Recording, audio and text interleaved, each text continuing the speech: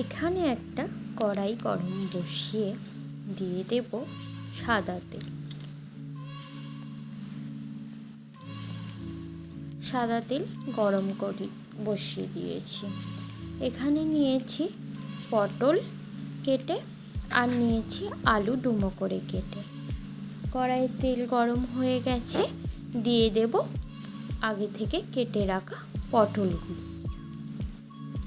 এর মধ্যে দিয়ে দেব 1 চা চামচ লবণ আর 1 চা চামচ হলুদ দিয়ে ভালো করে নেড়ে চেড়ে ভালো করে লাল করে ভেজে নেব। লাল করে ভাজা হয়ে গেছে, এবার তুলে নেব।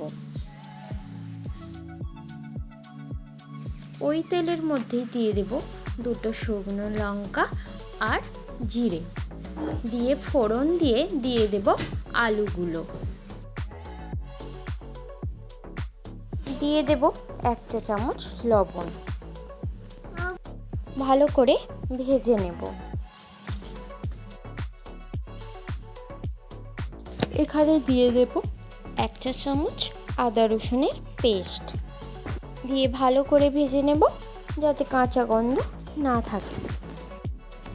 আমি এখানে একটা টমেটো দিয়ে দিয়েছি। এবার এটাকে ভালো করে ভেজে নেব। এর মধ্যে দিয়ে দেব 1 চা চামচ মতো হলুদ গুঁড়ো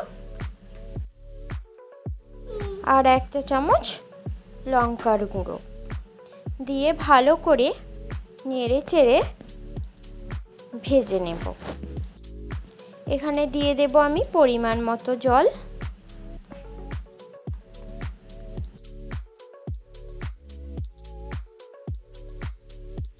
এটা 10 মিনিট ফোটার জন্য আমি দিয়ে দেব একটা চাপা।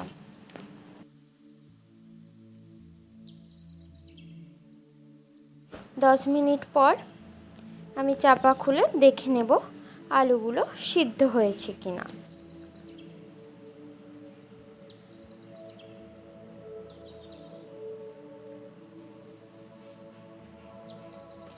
আলু সিদ্ধ হয়ে গেছে, এর মধ্যে দিয়ে দেব আগে থেকে ভেজে রাখা পটলগুলো। পটলগুলো দিয়ে ভালো করে নেড়ে চেড়ে ফুটিয়ে নেব। আমি এটা একটু গ্রেভি গ্রেভি করব, তাই জলটা আমি একটু মেরে নেব। দেখতেই পাচ্ছেন আমি জলটা একটু মেরে নিয়েছি, গ্রেভি গ্রেভি মতো হয়ে গেছে। এবার আমি গ্যাস অফ করে তরকারি নামিয়ে নেব। এবার রুটির সঙ্গে পরিবেশন করুন আর খেয়ে বলুন, বাহ কি স্বাদ।